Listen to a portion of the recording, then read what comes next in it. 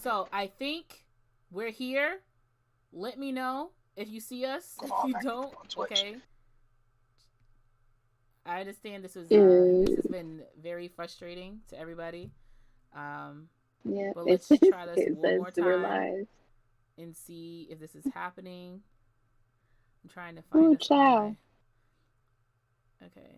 I'm trying to find us on my phone so that way I can see what's happening. Overview, no. For you. Not frozen. We're not frozen. We We're not good. frozen. I'm We're looking at here. us. We're not frozen. We're We're good. here. We're We're not everybody here. frozen. Yeah, Can you we're hear good. us? Okay. Many sound. Okay. We're not frozen. All right. So I think we're Audio's here. on too. I think we're good. Audio's on. I think we're I good. think we're Audio's good. going. I think we're good. Praise God. Look All at that. right. Third All time's a right. All charm. right. All right. So we I are We're gonna heard here, get it. this show y'all. started eventually. All right. Sorry about that. All right. So where we left off, unfortunately. All right. Praises to the Most High as we talk about some carnal sins. Okay. Okay. Yes. Uh, Royal was talking about her first time. Go ahead. Give us a spill in a wrapped Oh up my Lord, amount of you time. start all over We again. gotta relive it again. I'm trying to start it first. Okay. So to recap, again, I think everybody knows that I lost my virginity at 15 years old. I was probably the youngest in this bunch. Um, and my boyfriend at the time was 3 years older than me, 18, so that means that he was pretty much an adult. Unfortunately.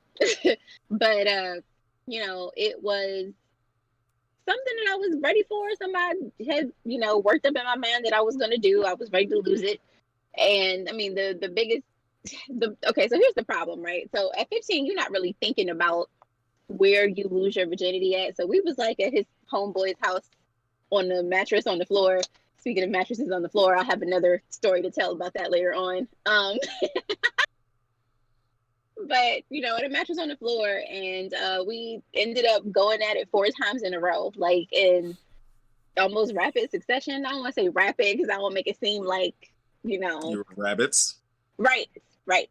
Uh, You were but it was 15. You were fucking rabbits. I was 15. Yeah, I was 15. He was 18. I mean, he had a little more experience than I did. But just like back to back to back. And he was just like, you gonna make me use all my rubbers? And I'm like, that's kind of the point. You know what I'm saying? So that was pretty much it. Mine wasn't anything big that happened, wasn't really significant or whatever. It was just, random ass spot and mattress on the floor and one time after the other. So yeah. Okay. All right. Chase. Oh, okay. Let me try to shorten this up. All right. So basically, I'm not a person who knows that a guy likes me. You have to physically actually tell me that you like me, and even then, I still question your motives. So there was this dude. It was my freshman year. I was legal age of 18. I said I'm an adult. Whoop whoop. I can make my own decisions. I know what I'm doing, what I'm supposed to be doing, and there was a dude like that was after me maybe like the first couple of weeks into school, and I just didn't realize. I was like, I don't think he likes me, even though he was doing all the things that basically showed that he liked me. I didn't believe that he did. And he started coming into my room more and more often. And even one time I had got out the shower and I opened up my door and he's laying in my bed, and I'm like, what is you doing here? This is a time where I'm very not self-conscious about my body. I mean, if I could go back to that body, I was thicky. But it's just one of those times that, you're kind of uncomfortable. You don't know what's going on in the situation. And the only thing I ever did was hickeys and kisses at that point in time. So I still haven't never groped, touched, nothing else. It was just neck up type of discoveries that I was having. So anyway, I think it happened like the first time he was like, oh, do you mind if I lay in the bed with you? I was like, all right, cool, whatever. We're laying in the bed, and that was my first time doing like a hand job or whatever like that. I was like, this is weird. I'm all like, it was tiring. Moving forward, we get to the virginity part, all right?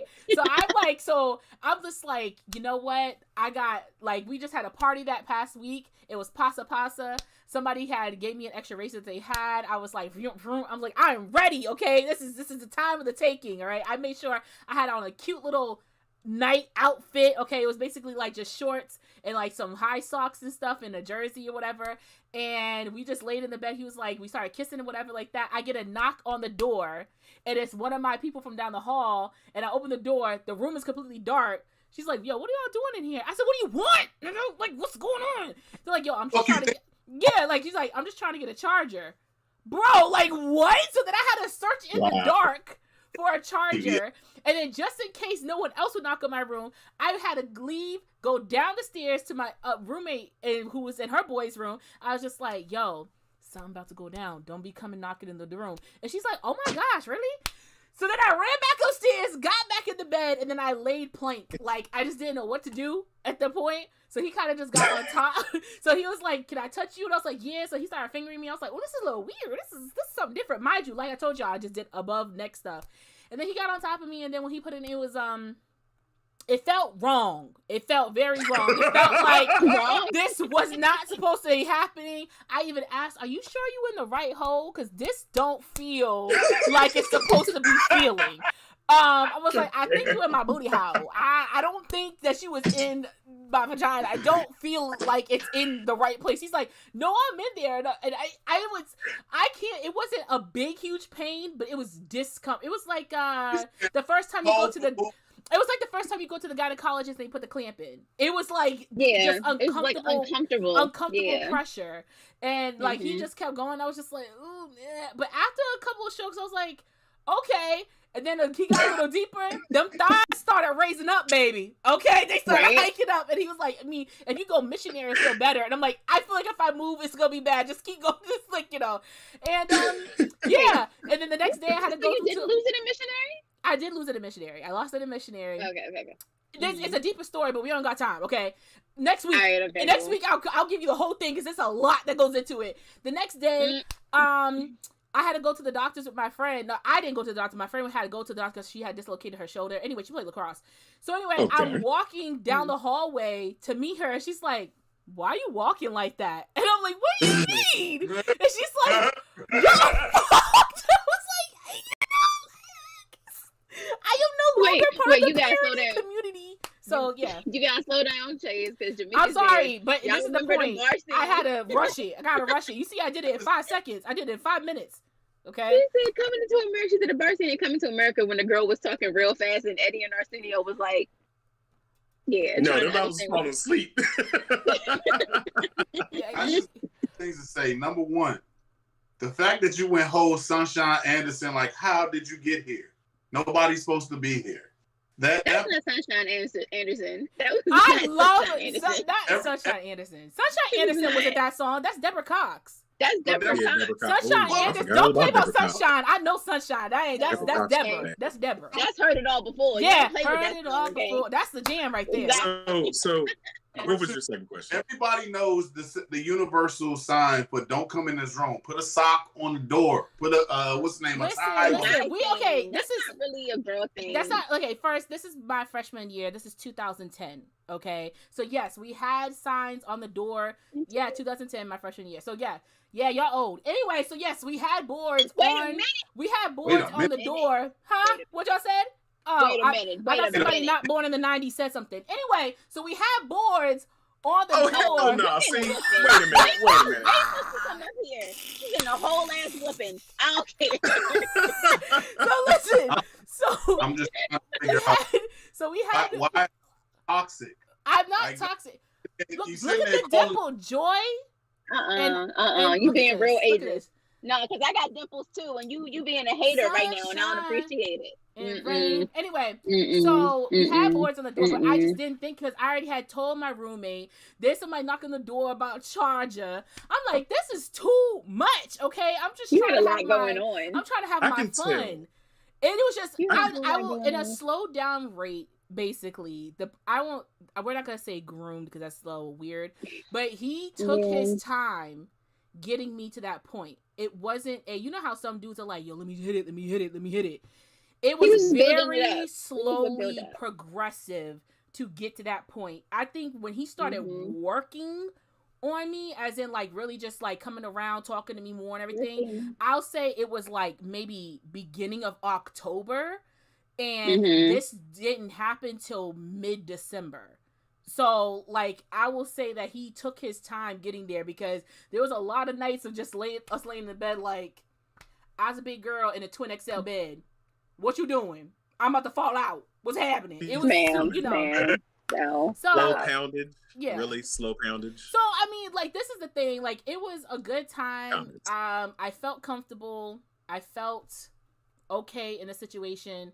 And because he took his time leading me up to that part, I didn't feel as awkward as if everything happened at the same exact time.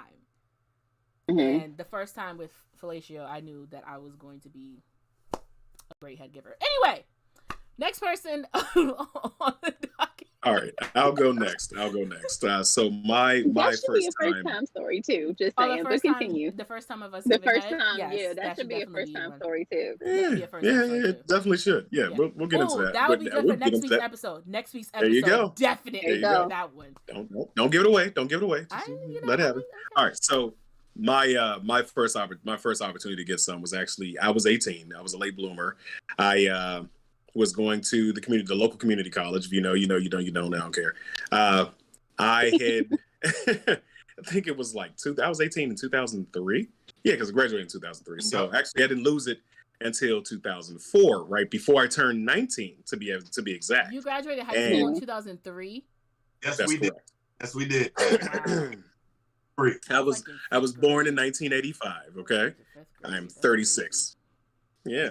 October. Anyway, so there was I had been dating somebody who I was Captain Oblivious. I didn't know that she even liked me. Like, she literally walked in.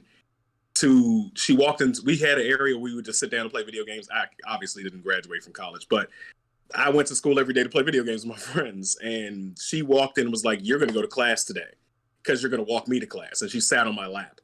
And I was like, okay. Class? She sat on your lap in class? No, we had an area where we would play video games. And I had the first semester I went, I just played video games all day.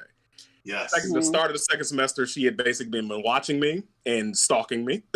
And she walked up to me the first day of the semester, sat on my leg, and was like, "You're walking me to class." Okay. All right. And I walked her to class and started dating her. Yes, the Hollow Tree. You are aware, sir. So there was like a college formal dance or something like that. She had on this red dress, and me being oblivious, I didn't know what I was supposed to do with this. We went to the dance, had a good time, dance, got all sweaty, and I'm driving her home, and she was like, "Yeah, pull the car over there, because I'm tired of you." What did I do? You're tired of me? What do you mean you're tired of me? I was Captain Oblivious. Pull it right there. I remember this spot for as long as I live. I still live in the area, so sometimes I drive past the place where I lost my virginity. I had a Chevy Ranger, so it was a 2-seater. I pulled the car over, I put it in park, and she was like, "Yeah." She leaned over and proceeded to congratulate the boys. And I was like, "Oh, this is happening." And then the first position I got it. Yes. Yes. So you and these sayings versus like the beast with two backs, and now she congratulating the boys. I really need you to speak English for me because I don't understand none of those. Oh. She started sucking my dick. Is that appropriate for you? Yeah. Yes, Now I feel like I have a Zane audible in my ear. Oh my God. Yeah. Anyway, tell me all the time. Oh, we have a sex show. You should say whatever you want to say. Go ahead and say it. So she started sucking my dick, right? All right. She pulled it out. She started from the top of the head and worked all the way down the shaft. And she played with the balls at the same time. This is the first time I ever had that. I got the not her first time. I'll tell you that one. I'm well aware. I'm well aware. So, and then she hiked up her dress and straddled me, and I lost my virginity in Cowgirl in the front seat of my car. This sounds like a J. Cole song. That was a J. Cole song. That was the first time. Spring Formal. Damn it, Manny, shut up. He knows too damn much. But yeah, actually, I lost it to her, and yeah, I was a late bloomer. I didn't know what was going to happen. I didn't know what was going on. I didn't know. I had no plan, and it was raw. So yeah, I got the full kit and caboodle in the very beginning, and yeah. Oh dang! So you ain't never used another one for the rest of your times, then? I mean, if you got it the first time for free, you ain't gonna use it again. Right. I didn't know. The next girl was like, "Oh, you have to put this on." What's that? Like, what is it? I don't do that. Why am I doing that? I don't do that. No, I use them. Yeah, I use them. So that was my first time. It was definitely an. You said what? What did you say? What?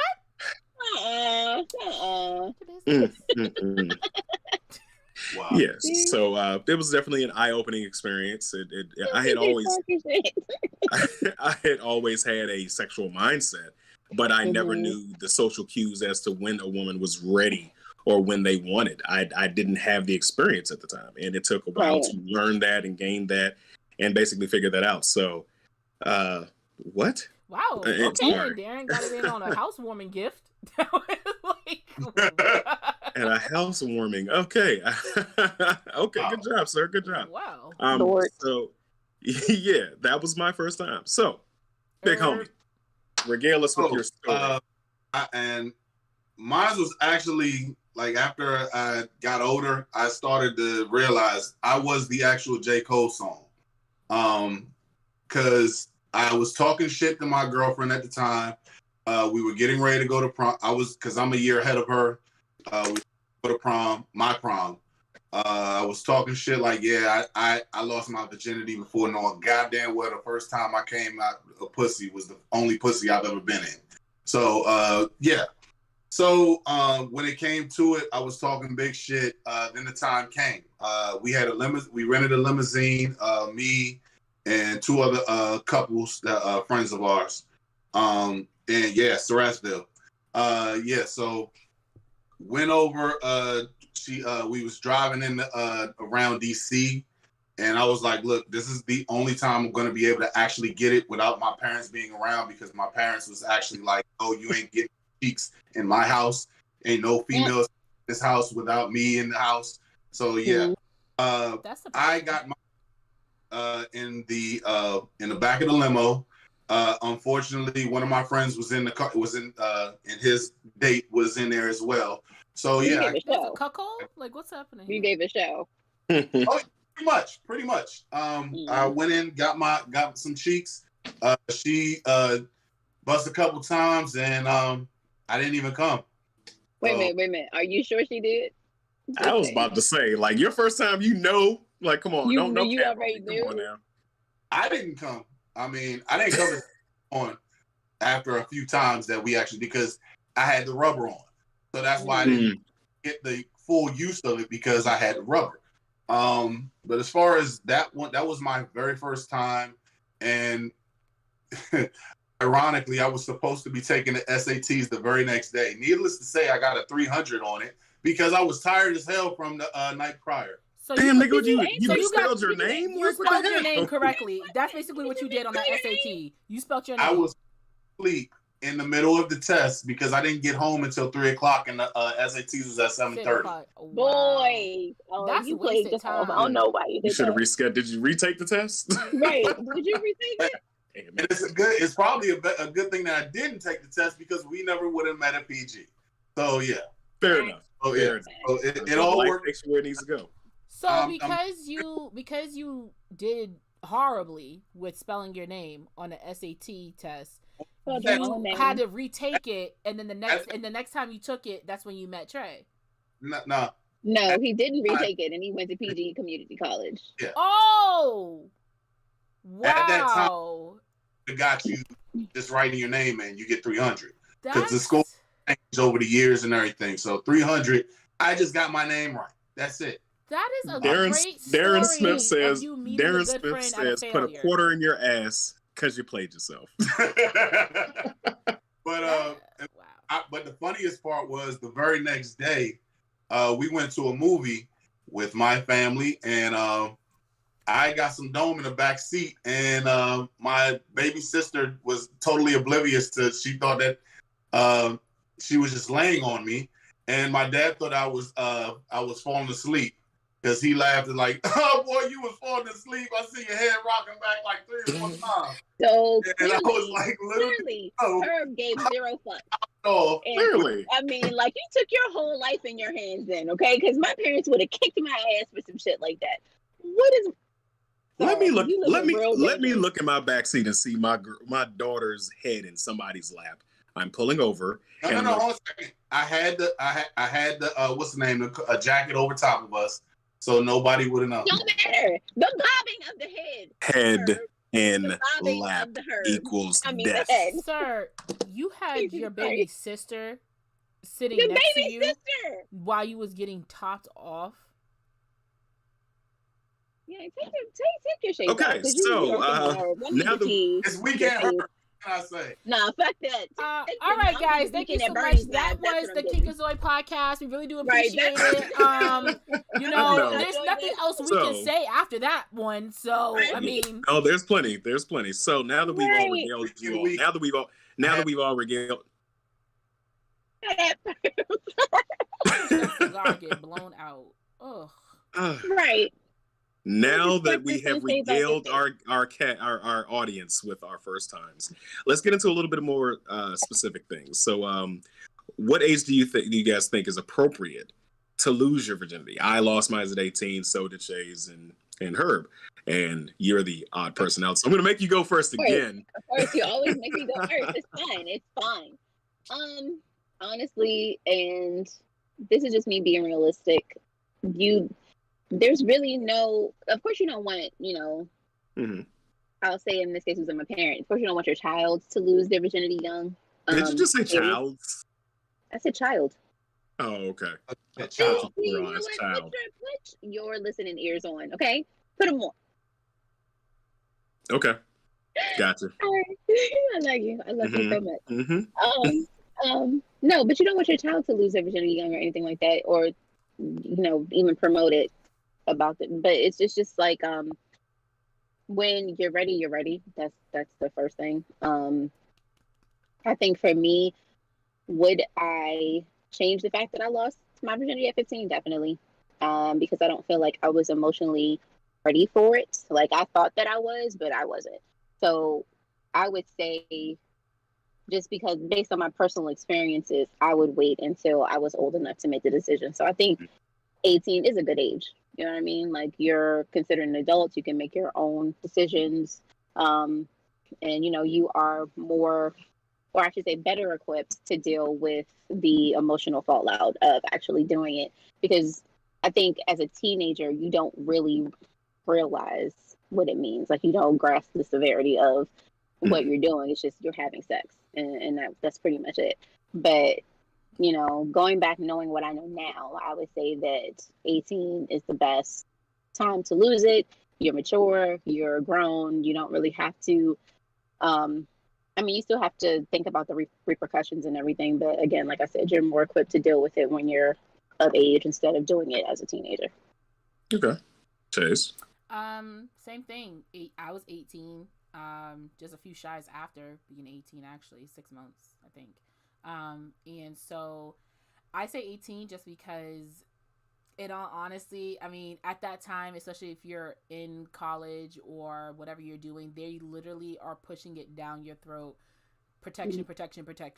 Like, whether that be birth control, condoms, they give all these. Like, I know when I went to UB, like we had within the first month, like at least 10 or 14 seminars of like different STDs, STIs, and they always made it like some form of like, oh, sexual chocolate. You're gonna get the STDs if you don't wear a condom. Like they made it like so like they could trap you in the room and basically give you like they were giving you the only one condoms. They was giving you lifestyles. Ooh, child, lifestyles. But they was giving like they were doing something to actively put it in your mind that as much as fun sex is, it's a very serious thing to be, to take care of. So you have to protect yourself. Make sure you and your partner are only being with each other. If you guys choose to have sex with other people, like, make that decision. Also, granted, your brain's not fully developed at 18, but it's more developed than 13, 14, 15, 16, 17. You know what I'm saying? Like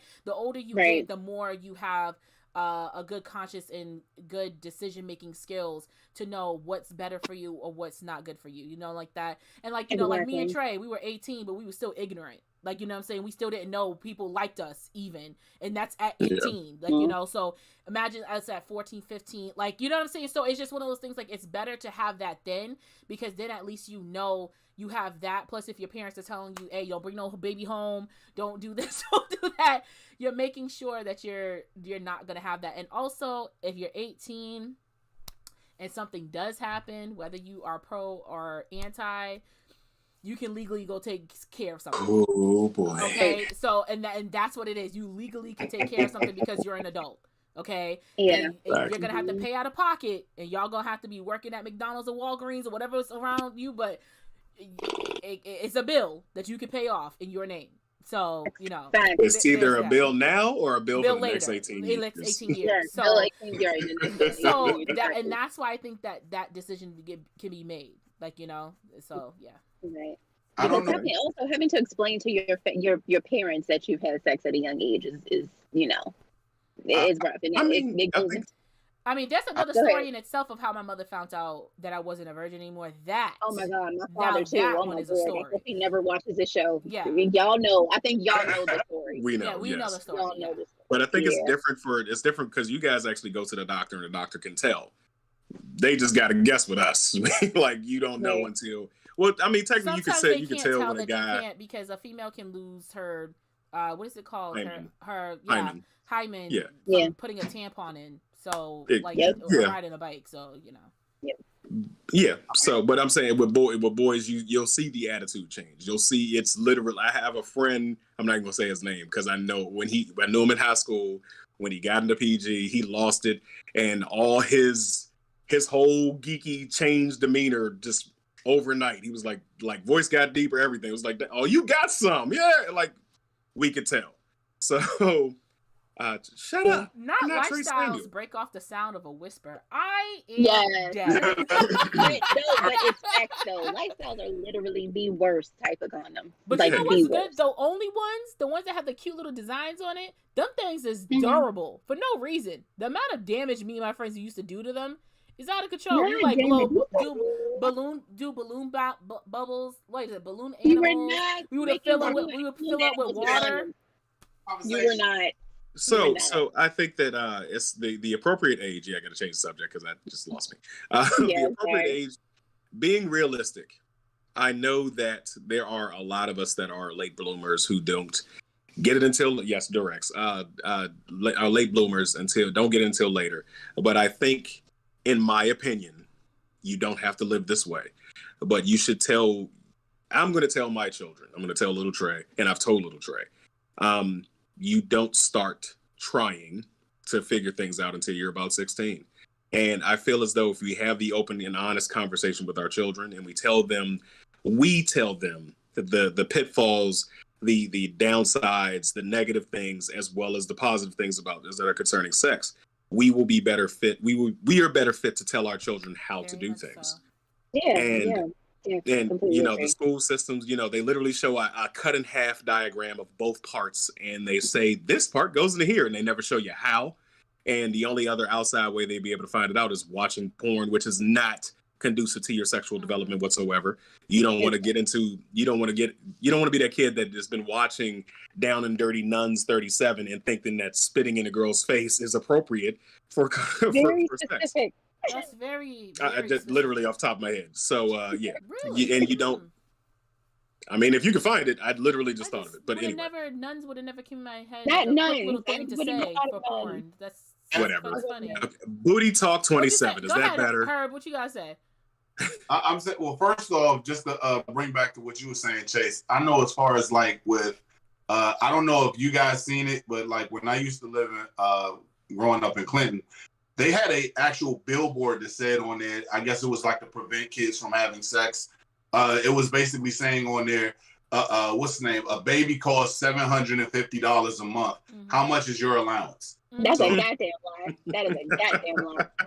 I mean, I saw those too. When I was growing, I think I was growing up in Riverdale. When I was living in Riverdale, I used to see those billboards all the time.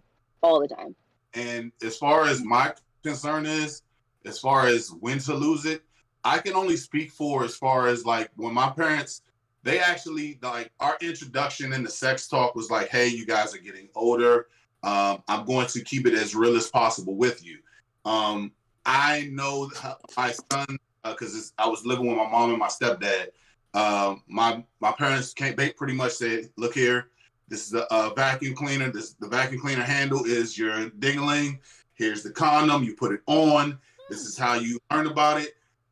Any questions? Now, No I questions. don't know where he was going with the vacuum cleaner thing. I had no idea where he was going. Yeah, but I'm getting wow. That's how I taught him that like this, and this is how you put it on. But Holy shit, you can't go old school and use a banana. You're using a remote and this one over here using I a don't vacuum think cleaner. nobody gonna eat a banana after that. but You said what? I don't think Wasting nobody gonna eat a food. banana.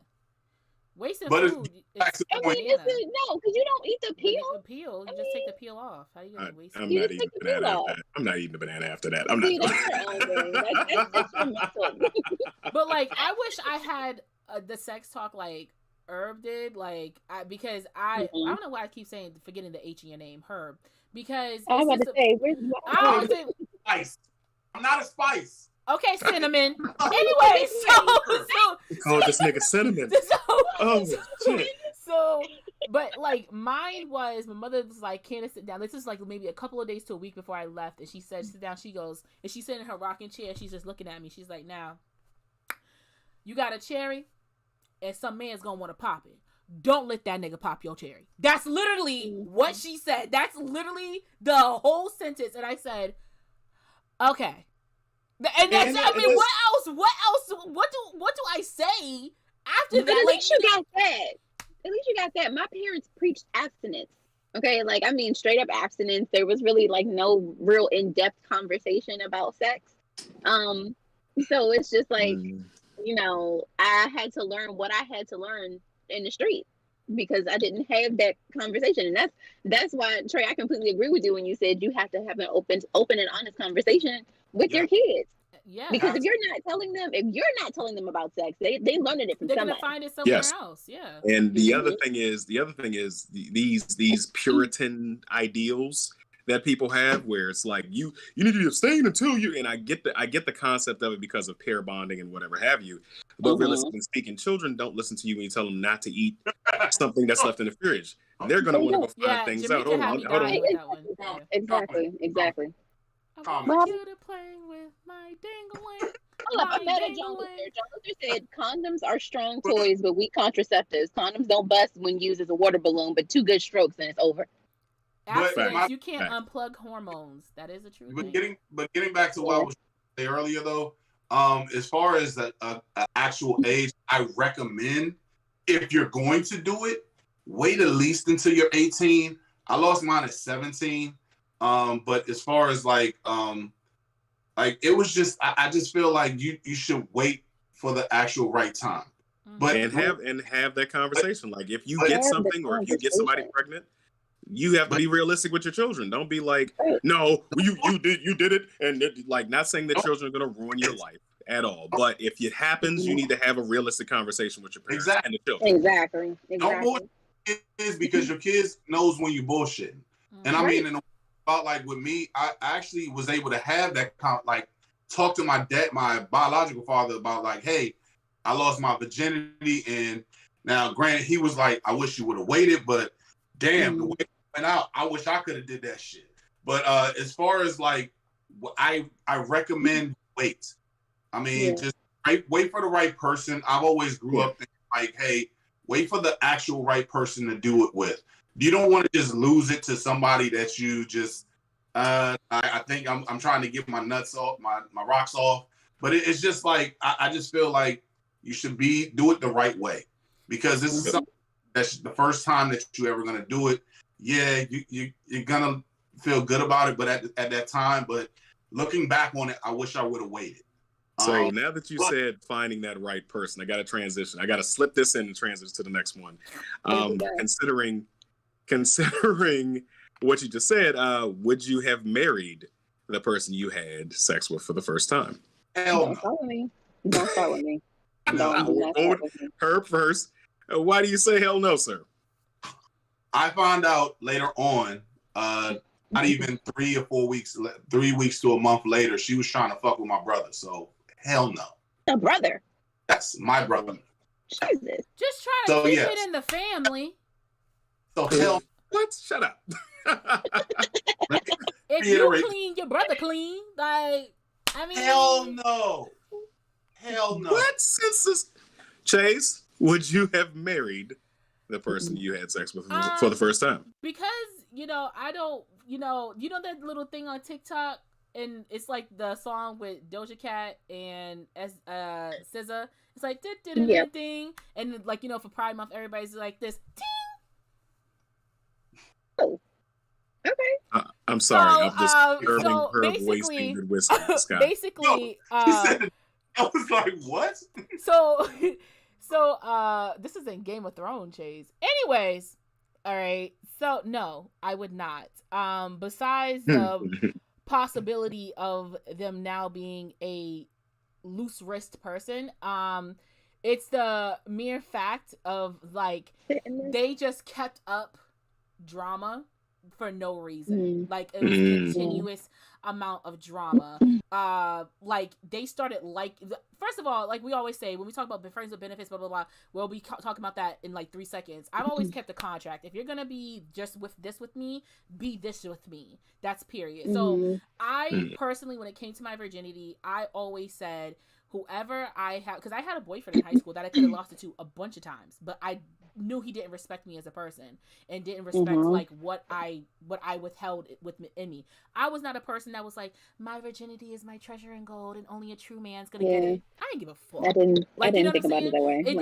It wasn't nothing deep to me. Now there are females out there who think that way, and there are men out there that think that way. I personally didn't care, because in my head, at the end of the day, I do it once, I'm gonna do it again, and then I'm gonna do it again, I'm gonna do it again. So how precious is it, to be honest? So that's why I'm just like, I didn't care. All I wanted was, at that moment in time when it was happening, that at that moment that person respected me, they respected who I was, they came at me correctly, and I reciprocated the same action. So because he wasn't on my body going hard, like, can I have it, can I get it, whatever have you, like I told y'all, it was almost a 2.5 month time period before it even did happen. So I don't regret giving it up to this person, because at that moment in time it was out of a mutual respect. Yeah. Right now, would I ever marry that person? Hell to the fucking no, because they just kept up with too much drama. They were too emotional, and that's how I know I need more of I like an emotional man, but not soft. It's two different things. Okay? And so he was soft, and therefore I knew I could not deal with soft men going forward after that. But when it goes into that, and then there was some little stories that came out. I'm assuming that your GTD stood for got the draws for, because Jamaica was confused. Yes, that's what it means. Okay. So yeah, would I marry this person? No, there was two. They were more of a drama queen than I was. All right. Okay.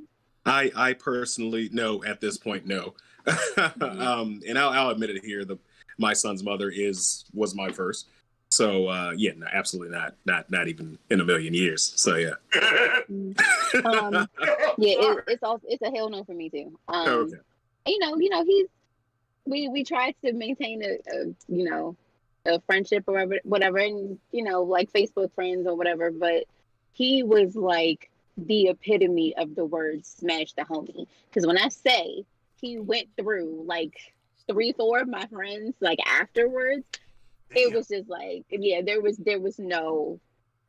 nothing else. Like it was completely nothing. It's kind of funny that you say that, because there's a lot of people that think in the notion that women only have sex with about 90% of the cis straight women have sex with only 20% of the men out there.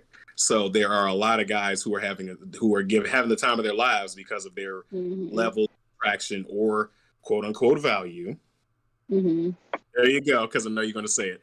But there's a notion that is the case. And I think that if we change the way we communicate about sex to our children, we can prevent that from happening and spread the love around a little bit more, because there are some that are invisible, that there are some men who are considered invisible, who don't get seen, who don't get chosen, who don't be seen as a viable candidate.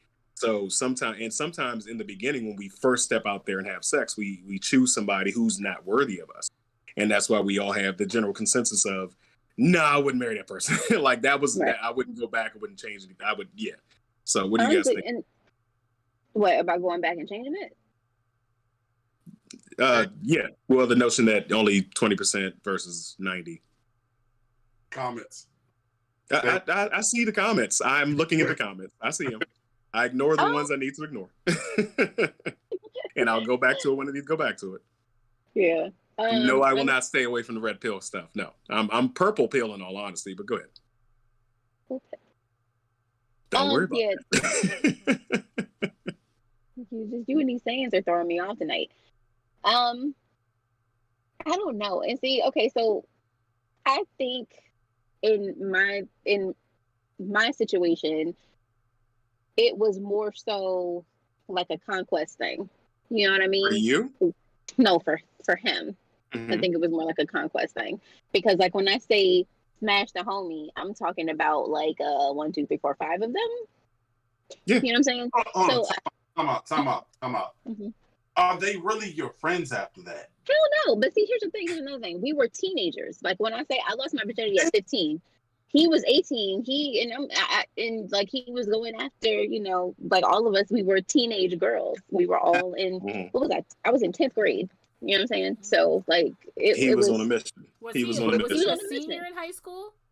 Yeah. He was out of school. Oh, it looked like he got a thing for some things that he ain't supposed to have a thing for. I have questions about that because I mean, at that point, I mean, he's technically an adult. It's one thing, in my opinion. It's one thing if you're in high school and you just turned like 18 in January. Yeah. But it's you're out of high school and you're trying to smash like teenagers and that's right. Like, I mean, we go into class and, you know, we go into school and we got homework and all this other stuff, but he's out of school like all day long. Mm-hmm. Like he wasn't in school. But that kind of plays into what I was saying. Like it's the notion is that the women date up, men date down. So whereas you guys as young women wouldn't have, hold on a second, Herb, as you guys as young women would not have a chance to provide anything outside of sex. Right. This guy would just take advantage of that. And him at the level that he was seemed like a good value, a good choice for you guys. So instead of instilling in our young women and our young men that you need to vet and you need to make sure this person is worthy of getting getting your goods, getting the holiest of holes, making sure we check them out before we just decide, oh, I like them because they're pretty, you know. Yeah. That kind of plays into it. But again, like you said, it would have to come. It would have to be taught by us, because we've gone through these things already. So it is up to us to teach the next generation what to look out for, what they're supposed to be doing when they're, you know, meeting these people, and to just not give it up too quickly. You know what I'm saying? Like that's up to us to teach them. But for us, you know what I'm saying, we didn't have that same guidance. Yeah, that's what I'm saying. Yeah, a bunch of 15 to 16-year-old girls, you know, were looking at, oh, he's pretty. You know what I'm saying? And not really thinking about what the repercussions were, or, you know, what would happen, you know, once this situation unfolded, and then now he's moving on to everybody in your social circle, and you don't understand, you know, how to process it. You don't know why these types of things are happening. We didn't have the guidance, and even when it happened, I didn't really have the guidance. It was just, you know, okay, this is something that happened and it's time for me to move on type of situation. I think if I knew now what I knew back then, I wouldn't do a different person. Just for the mere fact of, I have no attachment. I have no emotional ties. I have nothing of regret. I have nothing that made me go, oh, I just wish he would have loved me more, or he only talked to me because he wanted my drawers. He only blah, blah. I don't have that. And a lot of women have that, because in their brain, there's taught to, that man must love you. So then they get coaxed with the, don't you love me? Or like, you know, we love each other, I think it's our time, or whatever the case may be. And it's usually their first boyfriend, or the boy that, like, you know, made them feel like they were a special princess and everything like that. So then when they look back at it and they see how they were treated afterwards, they're like, oh, I hate the fact that I gave it up to him.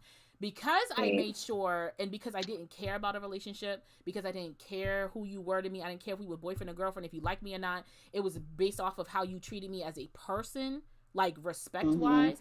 I don't care. If I had lost it to my then boyfriend, like in high school, and knowing him now, I would have been way more effed up by him now than I would have been if I didn't give it up to him. Our whole relationship, like right now, we're really good friends.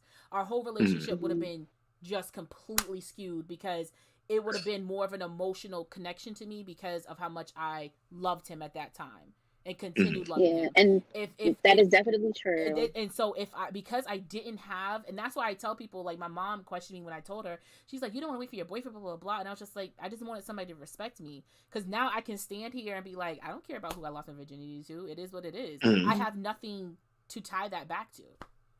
Yeah, I think for me, the reason why I say I would have, changed it is because one, I was too young, and two, because like you were saying, Chase, because of the emotional tie that I had to this person, because like, trust me, at 15, 16 years old, and you see, somebody that you gave yourself to pretty much, and he starts running through your friends, you know what I'm saying? That changes you as a person, because once that happened to me at 15, 16 years old, okay, it's time for me to move on. But I was like completely heartless. Like when it was, me moving on to other boyfriends or whatever. And it was just like, somebody told me that he loved me and I told him, thank you. Like pretty much it was that type of situation because, I had already experienced this heartbreak. So I was determined not to give my heart to anybody else. And I think, Trey, that's, probably one of the things that ties into the way the dating situation is now, is that we've had some women who have had some serious heartbreaks, and that completely changes the way that you operate as a person in your dating life. And, I'm saying it's like you have men who are quicker to tie themselves emotionally to somebody, and then the women are the ones who are more withdrawn because we've already been there, we've already done that, and I'm not trying to do this shit again. So while I see you, telling me that you love me and being this great guy and everything, I'm still not feeling it, like period. And it doesn't matter how great of a guy you are, it's because I've been fucked over by this dude over here. And I'm not saying that it's fair to y'all or anything like that. It is an unfortunate thing, but life ain't fair. It's not fair to y'all. I'm not saying that it is. It is unfortunate. It's just what has happened to us. And sometimes it's hard for women to, disassociate in a way to like, okay, this guy did this, but this new guy may not do this to me. Because in some cases you've had a woman say, okay, well, he did this, so I'm going to give this guy a try. And then the guy do the same dumb shit that the last dude did. And now it's over. You know what I'm saying? It's like, okay, 1, 2 strikes you out because you fooled me once, shame on you. Fool me twice, shame on me. I'm not going through it again. But that could be a situation where you're choosing, not you specifically, but young women are choosing poorly. They're not doing the vetting. They're not checking this person out to see exactly how you can benefit my life, how you can make it better. Why do you deserve? I tell my sisters the same thing. Does he have a job? Does he have his own place? Hypothetically, if you were to get pregnant, can he take care of you? Not saying that you should rely on a man and all that. I'm not saying that at all, but he should be able to fucking contribute. Which Sarah, pull his weight. If you right. I'm of the mindset where I'm like, look, if you grown enough to fuck, then you should be grown enough to take care of yours. And I'm not saying that ladies go out here and start smashing guys and look for him to make sure that he has every little thing in the world to make sure that he's taken care of. He should be able to be an adult. You want to be an adult and do adult shit, man, up and do what the fuck you supposed to be doing. If you go whatever route she wants to go, you guys need to talk about that from the jump before you. And that's why I keep saying every single time, make sure you know who you fucking before you start fucking them, because you're making permanent decisions off of temporary actions. And who knows? You guys may have been protecting yourself, but then all of a sudden, because the rubber broke, now y'all got a kid 9 months later. So I mean, that's why I always say for me, when Maz gets old enough to where we have that conversation, make sure it's with somebody that you know, like legit know, not just because I know down the street and I'm just trying to get my nut. No, have that conversation. Learn who the person is. Know what you're getting yourself into, because if you don't know what you're getting yourself into, you're gonna be in a rude fucking awakening at the end of the day. Who is Nicholas Sparks? Anyway, go ahead, Trey. I just Manny answer me that. Who the hell is Nicholas Sparks? Go ahead, Trey. So it brings us to our next portion of things, the value of virginity. It's kind of apropos because John Luther said, I said a few podcasts ago, but in some communities, kids are taught that the value is what's in between their legs. And honestly, there's two sides to that, in my opinion. There is a value there. There is a value, but it's not your only value unless you make it.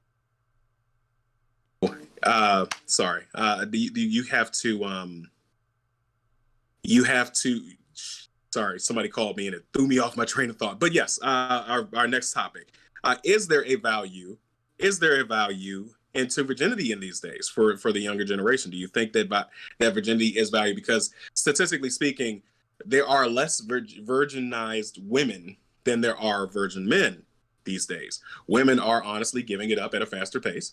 They are basically having sex with older men in some cases, not all. But they're doing, no offense, like you were doing, Miss Royal, and you're 15 and you see an 18-year-old guy and you're giving it up to him. So by the time you become 18, you're not a virgin. You've already had experience. Okay. So what? Oh no, he was saying that it's a walk. He wrote A Walk to Remember, The Notebook, and The Lake House. I've seen all three of them. I just didn't know who wrote it. Okay, so what do you guys think about the value of virginity these days? Go ahead, Big Herb. Go ahead. Now, as far as that is concerned, I mean, yeah, in a way I agree, but only to a certain extent, because like we were just saying earlier, a lot of the older guys are going towards younger females, and if you look at it that way, it's kind of like I want to make sure I'm saying the right thing. It's kind of like they're preying on them. So it's just like, and not necessarily saying like, oh, he's 18 or 19 hollering at a 15-year-old. You actually got like guys who were like in 11th grade who are trying to holler at like freshmen. Yeah. No. Yeah. At some point you got to be like, nah.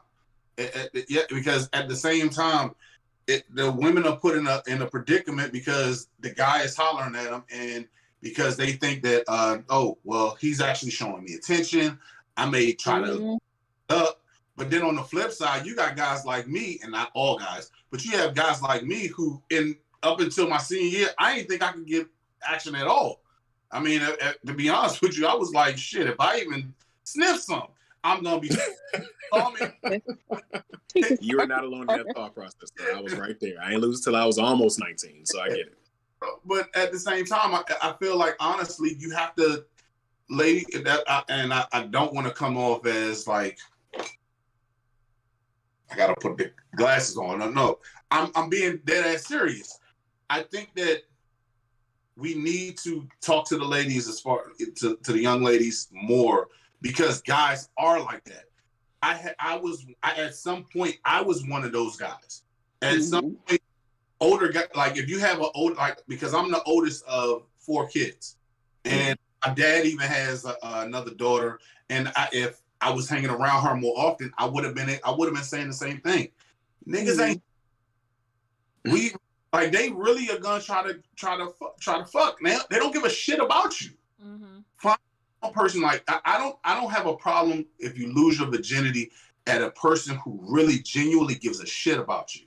If they give a shit about you, then hey, okay, I'd rather you guys wait. But if it happens, then it happens. But Herb, it can't just be I give a shit about you. That's what I'm saying. It has to be, you have to vet. You have to verify this individual. He can't just, he cares about me. But we know that now. We didn't know that then. But we're not trying to save us right now.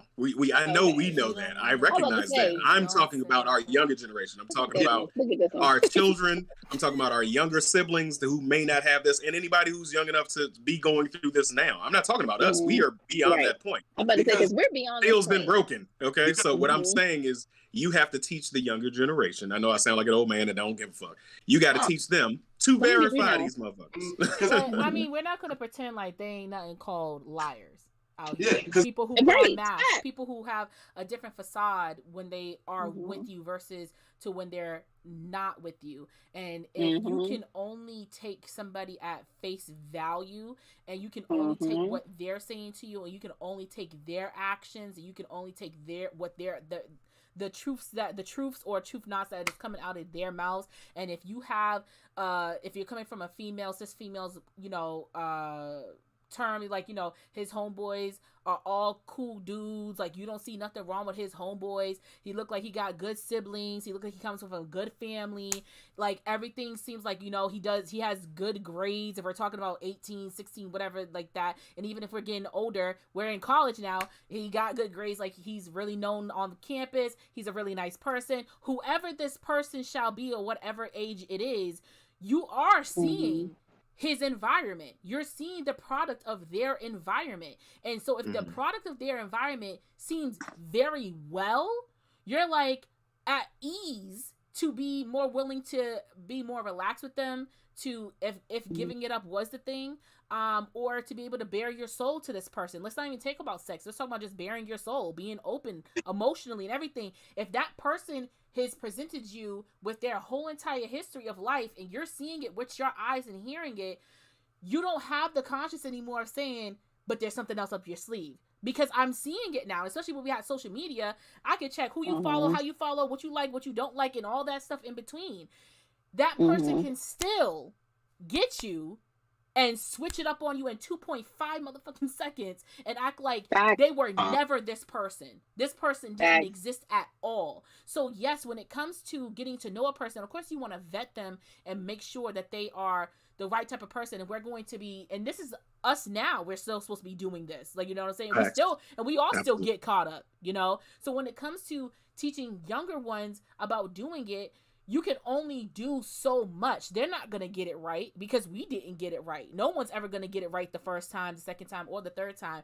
And even when you get older, this is why we have, there's a whole narcissistic talk. Like, you know what I'm saying?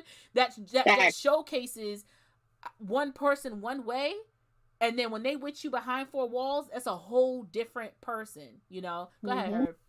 And then even just looking at it like this, because kids always feel like I know what the hell is going on.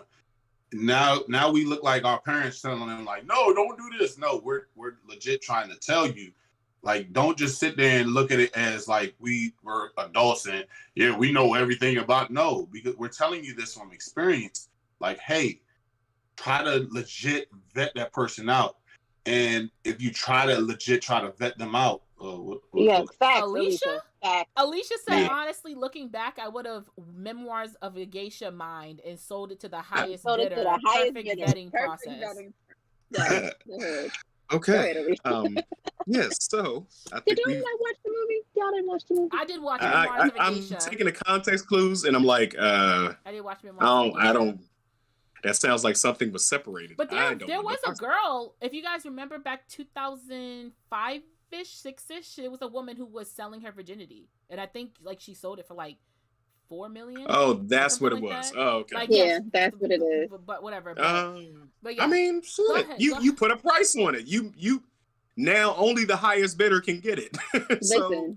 At this point, it sounds like what it is. It sounds like it's a business deal now. Pretty much, it's like, you want this part of me, then you're gonna have to show me the money.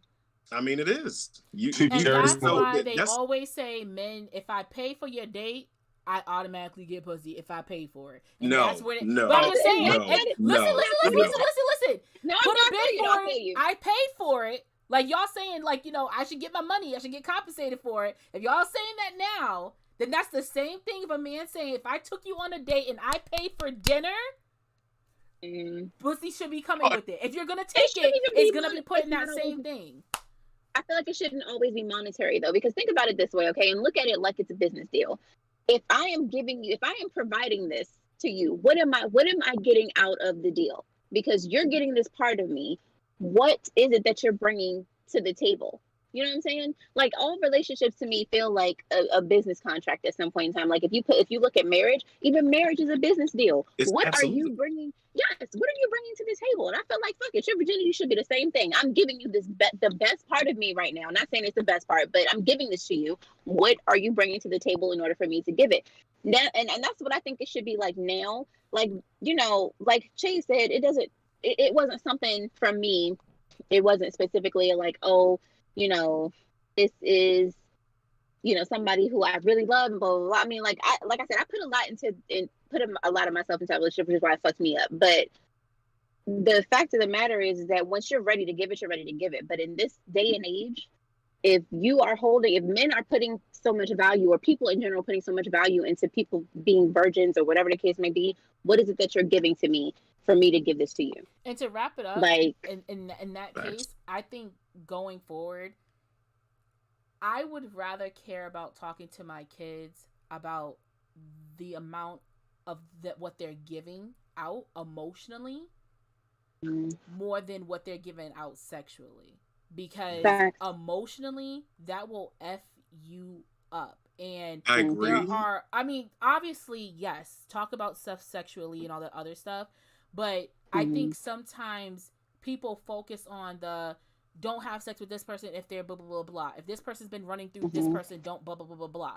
And we almost don't talk about the start of telling kids who to guard your heart from, because there are some people in this world, and we all have had at least one, that we have lost ourselves completely into them completely. And so in that case, I would want to make sure that kid, like, you know, the next generation, whoever may have you, knows, don't lose yourself into a person that what you think that you sacrificing, like time with family, friends, making sure they get anything and everything from you first and all that other stuff. No, like, you know, so that's what I would also include in that sex conversation, is a heart conversation. It's like, don't perform, you know, husband or wifely duties for somebody who is not husband or wife material. You know what I'm saying? That's what I'm saying. Because it's just like the problem is that, and I see it like all over TikTok and just in, you know, relationships in general nowadays, is like people are talking about what they're doing for their boyfriend and girlfriend. He said, I love it when we all agree. Facts. But the more we get together, the happier we'll be. When your friends are my friends and my friends are your friends. Yes. So speaking of getting together, it's time to transition into our next topic. We have it's time to transition to the next topic. Sorry, I'm going. We have definitely communicated about a lot of different unions today on this episode, but we're going to get into a little bit of the dirty side of the game. We're going to step away from people who have just stepped into the sexual arena. We're going to talk about the people who've been sitting in this motherfucking wall for a while. We are talking about none other than situationships as a whole. So, what's your guys' opinions on situationships? How do you feel about the we have a list of names here: the one and dones, the night fighters, the fuck buddies, the friends with benefits. What roles do you play, and how do you feel about them?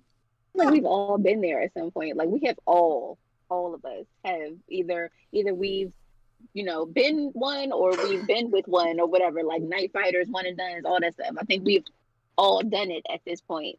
I've never been a night fighter. I've never been a night fighter. But I have been with a night fighter. But you know, I think he was more like a night fighter in other people's opinions, not necessarily mine, because I don't know if I'm the only person, but don't act like I ain't never had an ugly boyfriend or girlfriend or whatever the case may be. Anyway, moving on. Never. Never Had an ugly Never. Because if they were mine, they were beautiful. Exactly. I've hit a night fighter before, but it was you never getting the girlfriend title from me. Nope. Nah. You getting hit off and slid off and sent out the door. He got the boyfriend title because he was such a good dude. And it's like, okay, yeah, he's not conventionally beautiful or nothing like that, but it's just like he was a good dude. He was good to me. I know y'all seen that Chris Rock stand up where he was like, you know, he's not that good looking, but he's good to me, or whatever. Have y'all seen that? That's how it was for me. So anyway, moving on. You know, can I jump in real quick, because I got to make a distinction here. Okay. For the term night fighter is strict. In all honesty, is strictly for men. For women, It's maintenance man. So you women have maintenance men. You have someone who's going to come in and clean the pipes. Sorry, that's not dirty enough for change. Somebody who won't break your back off when you need it, when you got an emergency dick in the glass. That's your maintenance man. And a night fighter is the equivalent of that for men. There goes the look. Okay, all right. Hi, Chase. How you doing? Why are you looking at me like that? Because you're tired of your shit. That's why. No, you're going to be tired of it because it's not going nowhere. For a person who's been in a situationship before, it's one of those things where it's a very selfish thing to do. Because unless it's both parties are agreed upon that this is what is happening, then it's selfish. Because in usual situationships, there's if both parties are really being honest about it, then okay, great. But usually one person does end up wanting to officially somebody's getting the short end of the stick in a relationship, and when that person voices that and the other party doesn't want to but want to keep it the same dynamic. Or like or you have like one dude who tried to hit me up on like Plenty of Fish. It was like, I'm looking for a ride or die. I'm looking for a shorty, da da da. But I could never commit to a woman. I never been able to. So I was like, oh, so cool. So if that was to happen, then I could fuck other niggas, right? I could fuck other people. And he's like, no, I can't be like, no, bitch. I can't be no bitch that be fucking other people. I'm sorry. Okay. I'm sorry, Joe. So you mean that you can screw around with any other heifer? But I have to be the ride or die. I have to hold it down on the block. I got to be the one that got the 9 in the bedroom just in case the police come and swarm your spot. All right, bet. Because you got boo-boo the fool across your forehead. That's exactly why. What you say, Eric? Any person, I just got to real quick. Any person who's willing to go out there and say some shit like that, you a fuckboy. Exactly. Exactly. The definition of this. I gotta say this: if you spent that much time listening to his conversation, that's on you. No. This is the thing. You guys know I have a YouTube channel. It's about online dating and stuff like that. I just like going on it to get the entertainment of stupidity, so I can talk about it later on in my videos. So thank y'all for the content.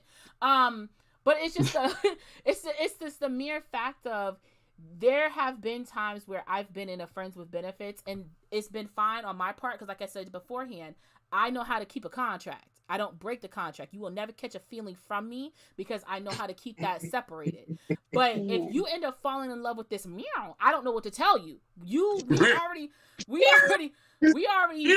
put it together that this was not going to be going forth in that way, and now you're obsessed, and now you're in the street cracking your head like a crackhead because you want some more. I don't know what to tell you.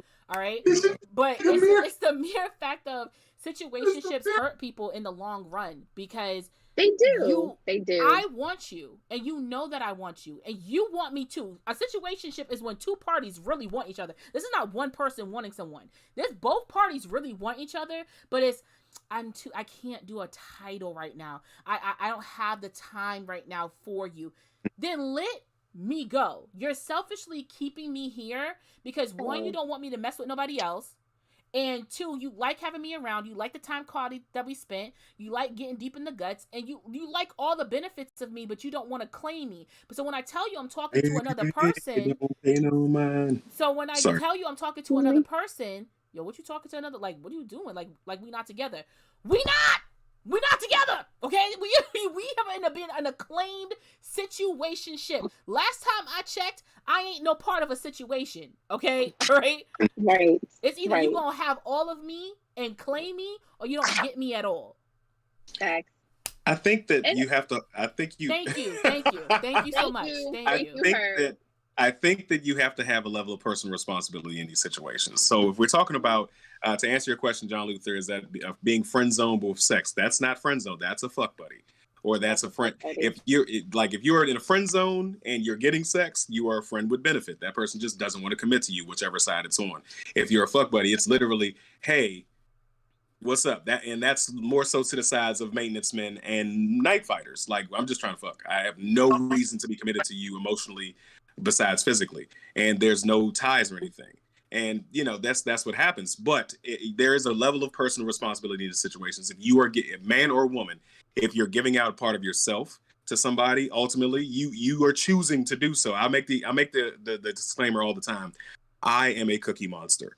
I like cookies. I love to eat chocolate chip cookies. If you are a baker and you are giving away free cookies, don't get mad at me for eating the motherfucking cookies, because I'm gonna eat the motherfucking cookies. Because you gave them away for free. Now, if you put a price tag on said cookies, and I'm willing to pay that price tag, then we have an agreement. Yeah. Otherwise, you're giving away shit for free. So shut the fuck up. Like I said, situationships are a partnership where two people want to have each other. So one person isn't giving it up for free more than the other person. It's just the mere fact of, if we're in a situationship, then you should know, unless we've spoken about it, I'm legally bound to talk to whoever I want to, because you're not claiming me and I'm not claiming you. All it is don't get in your feelings. If you know what we're going through, if you know what we're doing, don't get in your feelings when I start talking to other people. And I'm not talking about screwing. I'm literally saying talking or going on a date or two. Like, you know what I'm saying? Real quick. So this is the issue that I have. If all parties were upfront, from jump to saying, this is what we're doing, this is what we're dealing with, you know what I'm saying? This is what I'm trying to do. I'm not looking for a relationship right now, but we can get it in or whatever. If everybody was upfront with, how they were feeling about shit, then it wouldn't be a problem. The problem comes in when, you know what I'm saying, people would make it out to be something that it isn't, and then y'all are doing boyfriend girlfriend shit, and then all of a sudden it's like, oh, there's no title. You know what I'm saying? Like that is the problem. And that's why we preach what we preach here, and that's communication. So if you find yourself in a situation where you enjoying the cookies and the baker and they're meshing it well together, you might as well have this. So what are we? I'm not a lot of people, I'm not gonna say all, but a lot of men are I'm not even gonna say a lot of men. There are some of us out there who are scared of that conversation. So what are we? You use mine. Yeah. Don't be scared of the conversation.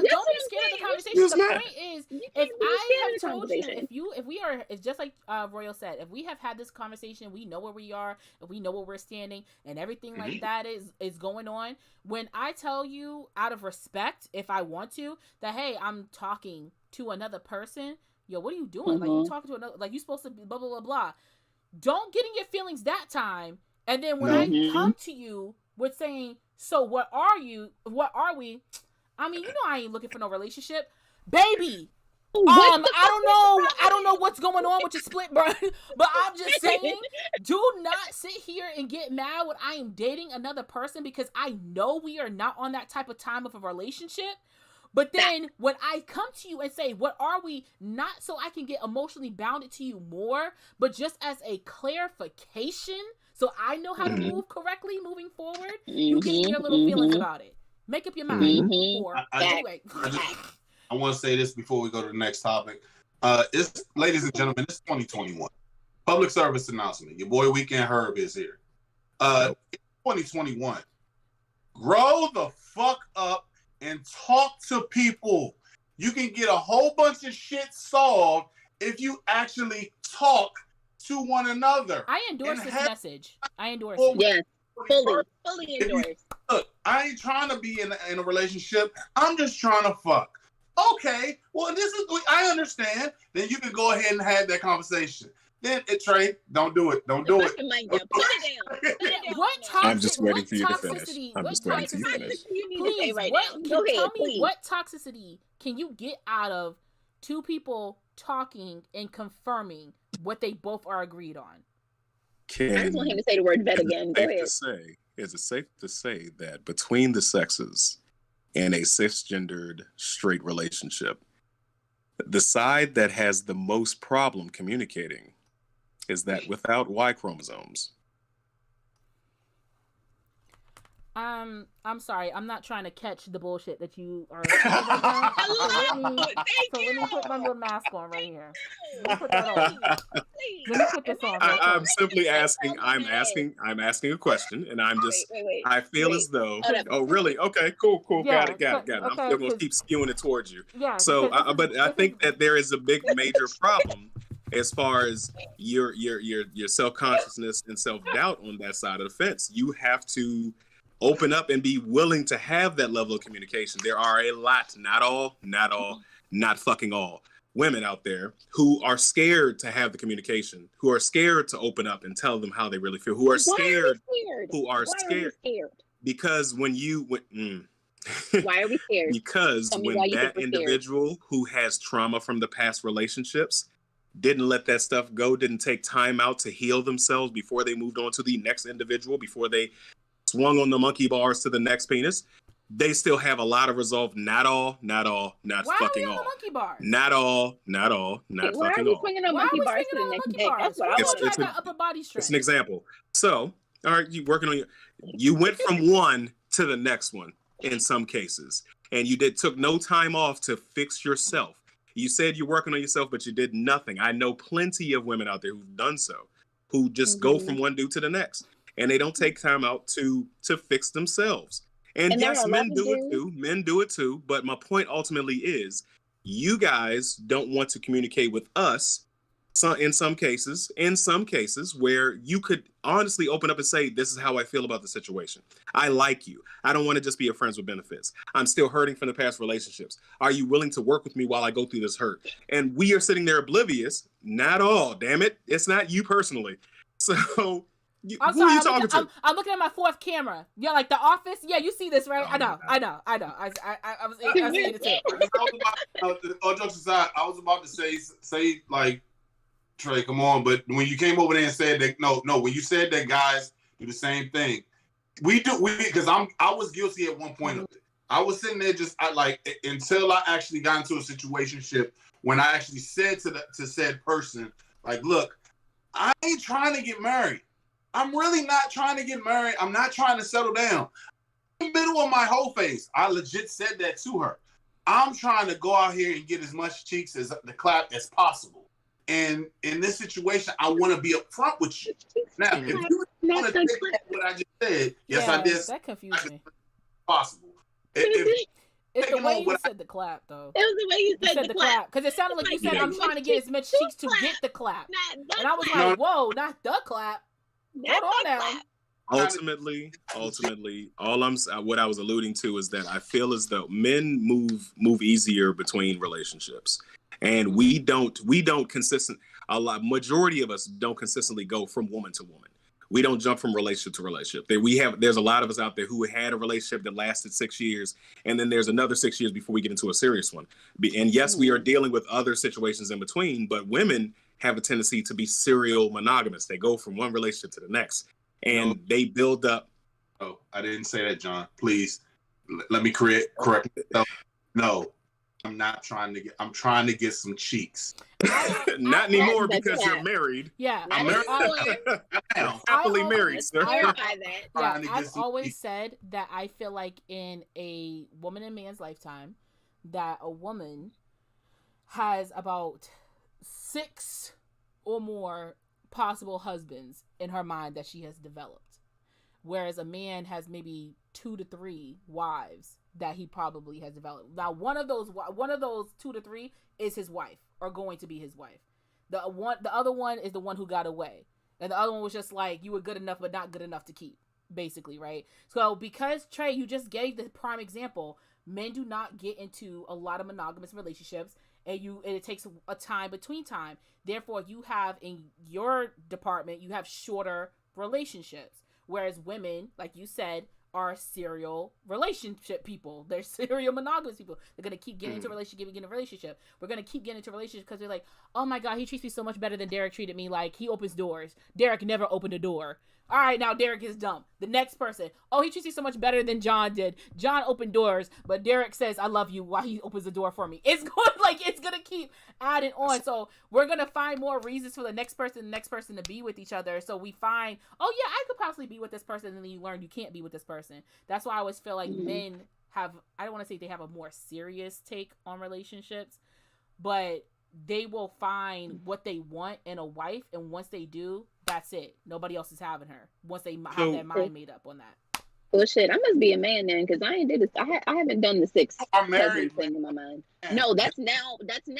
Okay. That's now. It doesn't have to be 6, but I'm saying more women are more so like, I can see myself with this person more than men probably are.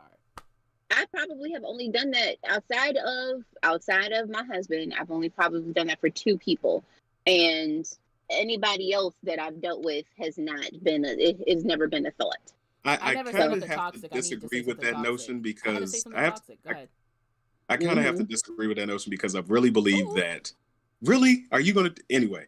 I believe that women, your aspirations for a husband are a little on the high end Whereas we, in a lot of cases, regular smuggler dudes are going to take what they can get. We all have parameters, we all have requirements, we all have what we want. But I don't think men in general have these are the 3 women that I'm going to get.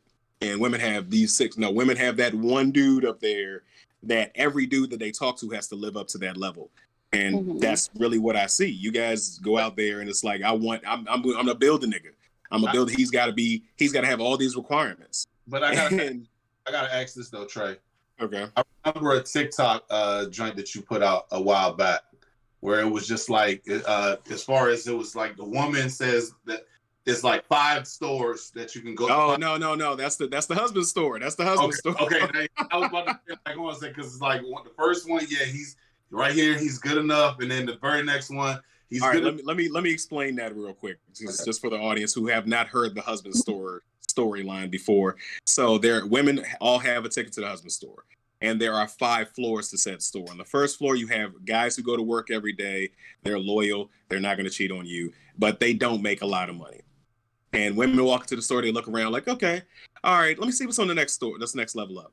On the next level, you have attractive men who work every day who may cheat on you, but they don't make that much money. They regular dudes, but they might have a tendency to cheat on you. And the other rule of the husband store is that once you go to the next level, you cannot go back down a level. You have to go up, or you have to make a purchase on the level that you're on. So they see the men there and they're like, he might cheat on me, so I'm gonna go to the next level. Third floor. These are men who make a lot of money that definitely will cheat on you, and they're attractive. They're gonna do that. Skip up. Go to the 4th floor. These are millionaires. We know they're going to cheat on you. They're they're quote unquote high value men. They're going to cheat on you. I'm sorry. The 4th floor guys. The 3rd floor guys wanted kids. The 4th floor guys were perfect, weren't they? And then she was like, when she got to the 5th floor, she was like, okay, this is wonderful, but let me go back up, because it was they got increasingly better. They got increasingly better. Okay. I'm messing it up a little bit, but I think the 1st floor guys had kids already. The 2nd floor guys had no kids, but they didn't want them. The 3rd floor guys were okay with having kids, but they definitely would cheat on you. And 4th floor was the high value millionaire guys who have kids. They don't care about kids either way, but they're definitely going to cheat on you. And all the women went up to the 5th floor, and on the 5th floor, there's no men there. There's a sign that says, "This is the end of the husband store." You didn't select one, so now you got to leave. So they had no opportunities. So the standard. I'm sorry. The 2nd floor didn't have no kids. He work a regular job, and he won't cheat on you. He might cheat on you. He might. The 1st floor got kids. Didn't even mention the cheating thing, but he has kids, and he works a regular job. 2nd floor. I'll look it up and I'll post it. I can't remember it off the top of my head. It's the kids for me. I need to know what their ages is. Are we talking 8 or newborn? Like, I need to know better.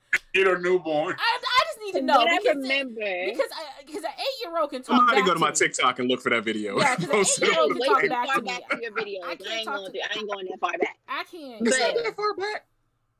It was increasingly better though, from what I remember. It was like, okay, yeah, they got a good job. Yeah, he worked a regular 9 to 5 or whatever. He may not make that much money, but he's loyal and blah blah blah.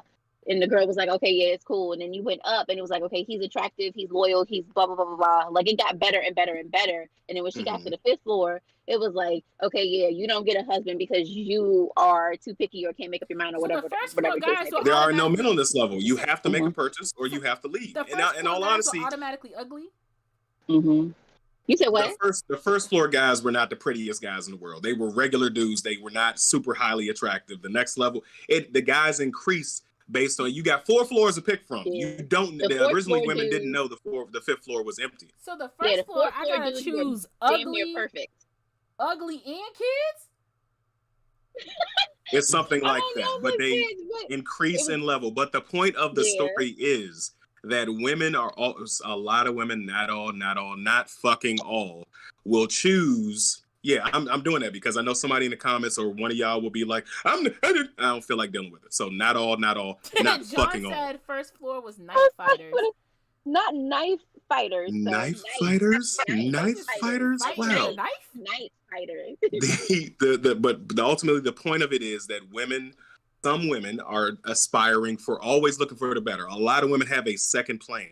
They get married, they have their husband, they live in their life, but they got that, this is the bow that they sitting in the background. Like, if you fuck up, I'm going to him. And that's what happens in a lot of situations. I've been a side. Okay, so my question is, if y'all had a wife store, okay, you choosing the first joint that you go in there with? Like you choosing she's beautiful, she got a good job, she, has kids, but she cooks, clean, blah blah blah blah. You going with that on the first floor? That's on the first floor. That's on the first floor.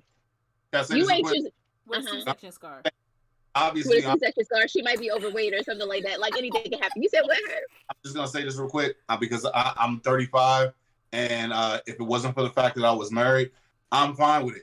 It's a unicorn at this point in my life. If I find some woman that I actually would like that doesn't have kids. Now, if you got like 8 or 9 of them motherfuckers, then I'm gonna stick. So what if she got kids? That's the problem. Like, what if she got kids? Like, okay, I got 2 kids. It's one thing if I'm 21. It's another thing when I'm 35. So, like, if I'm 35, it's not a problem. Yeah, Jamaica, that's right. Sometimes it's not about the kids; it's about who have the most. Forget the kids. Forget the kids. Forget all that. I fucked it up. Let me read it. I have found it. So, a store that sells new husbands has opened in New York City, where women may go to choose a husband. Among the instructions at the entrance is a description on how the store operates. You may visit the store only once. There are 6 floors, and the value of products increase as the shoppers ascend the flights. The shoppers may choose any item from a particular floor, or may choose to go to the next floor up, but cannot go back down except to exit the building. So, a woman goes to the husband store to find a husband. On the first floor, these men have jobs. She is intrigued, but continues to the second floor, where the sign reads, "These men have jobs and love kids." That's nice, she thinks, but I want more. So she continues upward. The third floor sign, "These men have jobs, love kids, and extremely good looking." Wow, she thinks, but feels compelled to keep going. She goes to the 4th floor, and the sign reads, right there. Go ahead. "These men have jobs, love kids, are drop dead gorgeous looking, and help with housework." Oh, that's have mercy me, she exclaims, but can hardly stand it. She thinks there's got to be more. 5th floor, "These men have jobs, love kids, are drop dead gorgeous, help with housework, and have strong romantic streaks and good sex." Stop. Ladies. Maybe that's the floor. Give me the D. Right there. Give me the D. That's all I need. Right 6th floor. She is so tempted to stay, but she goes to the 6th floor where the sign reads, "You are visitor 3 billion onto this floor. There are no men on this floor. This floor exists solely to prove that women are impossible to please." So that was that one. I have to find the men version because it's very short and I want to get accurate. The D, once you said it, I was like, they're missing something. There's something missing in this list of goodness. The point of it once I heard D, sign me up. Where the contract at? Okay? Where's the scissors? The scissors. The scissors. Oh, I had to snip a little piece of hair. It was dangling. Oh, I want to say, like. no, I'm just okay. So like, give me the D, but so I feel like this. This is how I feel.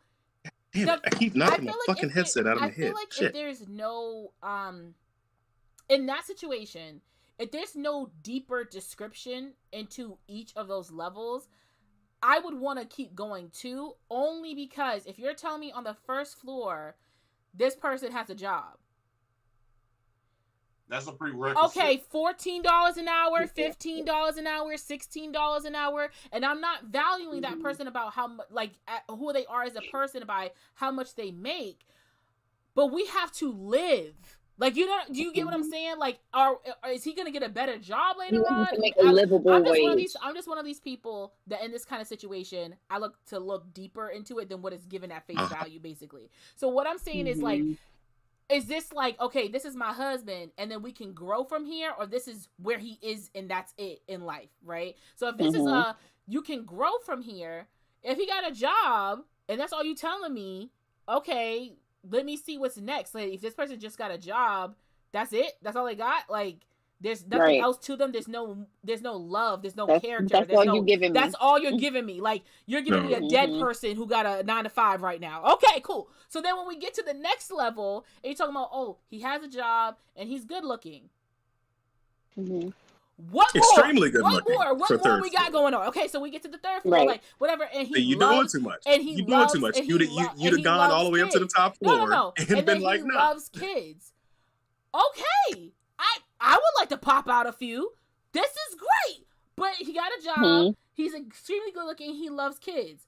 What skills does my man have? We go to the fourth floor. Blah blah blah blah. Loves kids, and then there was something else with it, and it was just like. Helps with housework. Housework. Housework. For me, I would stop right there. For me, right there, I would stop because you're adding, right there. You're adding something. So as long as you understand, like you're contributing something. There is something behind that now. Yes, you have a job. Cool. Yes, you look good. Great. You love kids. This is fantastic. And now you're adding contribution. That's what I'm looking for. Where's the contributing factor? He's working. Why you need to know he's got a job? The household items can deal with bills, can deal with cleaning, can deal with garbage, can deal with if you need to fix the pipes in the house. These are household items that like need to get taken care of. The water heater, everything. Like just recently, my refrigerator was leaking. So can you call Sears? You realize that by saying that, you are basically saying, "Oh, you have a job. I need to know more." That's not good enough. So ultimately, in that situation, you would keep elevating to the top of the floor. If I walked out the first level tray, and you were like, "Oh, what's your job?" But if they don't give you an example of what their jobs entail, they don't give you a description of plumber, accountant. If you came to the wife one, and I walked out the wife one, and you said, "Oh, I selected you because you have a job and that's enough for me. What's your job?" I'm a prostitute. You ready for the wife store? I'm just saying, like, it's a job, right? But what's the wife store? Herb. What is Herb? Herb got the church finger. What you got going on, Herb? What's the church? What's that? Throughout this whole process, you do realize you just justified the whole entire point that women don't know what they want.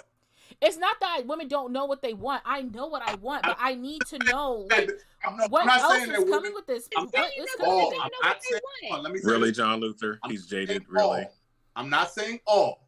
I'm saying in this whole entire exercise, it kind of proves a point that some women don't know what the fuck they want. It's not knowing that I know what I want. That's why I'm like, okay, let me see what else is going on, because I personally need more. What's going on? The first floor are plumbers. How about that? They're plumbers. Okay, cool. Okay, just don't be showing your crack. That's all I mean, really? You gonna see some crack if you a fucking plumber. Anyway. It's called wearing nice boxers, pull up your jeans, wear a tight belt. I don't understand what the problem is. All right, so you ready for the wife store? Floor and yes, they please. continue. Tell me what the wife store is, because I'm curious. That's it. I don't need to go to the 6. Whoever went to the 6, you a greedy bitch. Okay. That's all. Thank you for saying that. Thank you for saying that. The 5th floor, it was done. Yeah, the 5th floor was good. The 5th floor was a done deal. Wait, time out. John, I love you, homie. I know you personally. I hope you're joking when you say this. Who would settle for less than the best? Somebody less than the best for them. No. Hold on. Because everybody in the world is not going to get the best. That's a notion that I think people need to stop. That's some bullshit. There's nothing wrong. The whole Kevin Samuels bullshit. The reason why he blow up. Somebody talking about average is bad. The fuck is the matter with you? There's nothing wrong with average. There's nothing wrong with that. You can have let me finish. You can have aspirations to do better. Yes. You can have aspirations to do better. You can achieve better. You can reach, as long as you're fucking trying. As long as you're not sitting down on your ass doing nothing all fucking day, playing fucking video games or some bullshit like that. You're trying. As long as you're trying to do something. Yes, I'm triggered. Let me finish. I'm going to finish. I'm going to get this out because I hate this. I hate it with a passion. So don't sit there and say, "Oh, you just average. You ain't worth nothing." That not 80% of the fucking world is average. Only the top tier people are the best. So fuck you if you think you got to get the best of every goddamn thing, because it's unrealistic. Reality, you're not going to get the best. You're going to get just good enough. So accept that shit and shut the fuck up. Go ahead. Okay. So what I was saying was that it's not necessarily the best, like the best cream of the crop, whatever, but you will look for what's best for you. you. It doesn't necessarily have to be the best for anybody else out there. That's not the It's best what's for best everybody. It's the for best me for in this you. situation. It's what's best for me, not what's best for this person, not what's considered high value or whatever the case may be. It's what's best for me. Right. So if That's I fair. want the man who's contributing, who has a job, who helps with housework and got some good D and good looking, okay, well that's what I want. You know what I'm saying? That's what's best for me. Yeah. Yes, like Jay said, we should go beyond that. You greedy as hell. It's not about I have to have the best of the best, the cream of the crop. I have to have what is good for me in this situation, what is good for my life, what is going to help me move forward, what is going to contribute to, the lifestyle that we're trying to build together. That is what's best for me, not what's best for, Kevin Samuels and his people. It's not even about that. If you average, Manny, shut up. I didn't know that anybody was even peeping that. Regular dude, like you say. You know what I'm saying? You could be an average dude. You getting your ass up and you going to work. You helping me pay these bills. You helping me clean the house. You helping me look after the kids. That's what's best for me. So you are my best. That's what that is. It does not have anything to do with anybody else out here, what anybody thinks about your lifestyle or what anybody considers average or best or whatever the case may be. If you're doing what the fuck you're supposed to be doing, then you're best for me. Period. Exactly. And you was trying to play plumbers. You was trying to play plumbers like plumbers ain't what it is, okay? I'm not playing no pipes, plumber. You can plumb these pipes, okay? All right, don't hear that, gentlemen? Chase said it. The bank is open. Come fix her pipes. Okay, all I'm saying. All right, so y'all ready for the wife store? Is I mean, look at like Trey, when you speak about vetting somebody, right? Mm-hmm. Yeah. Almost the first thing out your mouth, or when you're talking about knowing a guy, whatever, it's just like, or talking to another guy, it's like, does he got a job? Does he know how to take care of himself? That's the first thing that I feel like everybody always says to a person, do they have a job? Mm-hmm. Yes, I can have a job, but what else am I supposed to be looking out for from a person? That's the thing. It's like, so yes, the first floor can be you have a job, but I also have been taught, what else do you offer me as a man? Because the mentality of does he have a job is the same men who say, I provide, I bring home the bacon, you should have this house spick and span when I come home. Bubble, I don't have to spend time with my kids. I go out there and get money and I bring it back. That's those type of people that are just have a job, who don't have any emotional connection, who don't know how to talk to people, who do not know how to communicate, so who do not know how to spend time with people. That's those people. I don't want that type of man. I want someone who is on a the fifth? I want the fifth level man. Okay, the fourth or the fifth floor. The fifth floor. Mm-hmm. Okay, I want the fourth or the fifth floor. The fifth floor. You know what I'm saying? Because if you don't got good D on the fourth level, okay, it is all right. I'll train you well. But if the fifth level comes with it, that's cool. We popping. I won't have to look for more because I now have attributions. I have characters. I have personality that has came with this person instead of you coming home and bringing me a check. Baby, I can do the same damn thing. So what's up? Exactly. So what else are you bringing to the table? Because I can bring the bacon. So what else is that? What else is it that you're doing for me in this situation? Bacon, I'm bringing the hog mogs. What's up? What's going on? Hello. Wow, not hog mogs. All right. And shout out to Manny for the church fan. You already knew what I was doing. Thank you. It's in my John, blood. and John Luther. I wasn't saying F you, just because I know him personally. He's one of my homies. But he says the best is subjective. So right. Patrice sounds like she's about to make my point in the joke. You said each floor gets better in value. So you see what each floor has. Of course, you want to see what is good. As any real shopper would, you'd be a fool to choose without seeing the whole store. Exactly. That's why I said the joke was set up wrong. Yeah. I disagree. I think when you have something good, you should make a decision. I think that's me, but that's me personally. I'm not saying you have something good. But not saying that women are not allowed, and not even just women, not saying that people are not allowed to, choose what is best for them, go over their options, make sure that whatever person, that you're trying to deal with is bringing what you want them to bring to the table and is what's best for you in a situation. I'm not saying that. Chuck said, you better enjoy that decent job / mediocre combo. First of all, can I get it in a large? If I'm going to have a combo, can I get it in a large at least? God. That's a whole nother kid and caboodle. That's a whole nother kid and caboodle. We're not even going to talk about that right now. You can teach mediocre. I have to go to work tomorrow. You said what? What? We get to the wife store because we do gotta go to work tomorrow. Oh, fact. Okay. Oh, y'all do gotta go to work tomorrow, don't y'all? Yeah. So, last thing, the wife store. So, to avoid gender bias charges, the store owner opened a new wife store just across the street. The first floor has wives that love sex. I'm done. Should be some bullshit. The second floor. Hold on. That should be some bullshit. The second floor has wives that love sex, have money, and like beer. You can tell what color this person is. Stop. Wait. Yeah, that's me jumping out at? You good. You good. I'm at first floor. I'm in and I'm out. Third floor, fourth floor, fifth and sixth floors have never been visited. Oh, wow. Men don't want more out there women besides sex, beer, and work. Especially after the conversations that we've had, I'm calling bullshit. But yes. You stopping at the Hold on. Let's say I can't speak for Trey. Okay. I can't speak for Trey. But me personally, if my wife actually loves beer, she getting Pizzade, and she went out and she DTF, I'm good. Okay. So she could be cheating on you. First of all, there are women out there who don't want kids. I could choose any floor and they could cheat on me. It doesn't matter. That's a fact of life. That's a chance that you take. Now, so you're telling me, so you're fine with just the fact that your wife loves sex. You don't want nothing else because you said, Trey, that you were jumping off at the first floor. So she don't got to contribute to nothing to the house, as in cleaning and nothing like that. She don't got to have clean kids. She don't got to have nothing. Personality. She don't got to do nothing. No conversations, no nothing. Because I know you've had plenty of conversations almost on how you want somebody to be there to build with you and all this stuff. But all she got to do, all she got to want to do is fuck. That's pretty much it. So you just want a broad with a hole. Okay. I'm just trying to make it make sense. In this particular situation, if I was inside that store, I'd have walked out on the first floor. I know this is everything else. Please. Am I the only person calling bullshit on this? I'm just saying. So y'all want a hole with a pulse? That's it. You want a hole with a pulse is kind of a requirement. Go ahead, Herb. Let her. A pulse is not part of the requirement.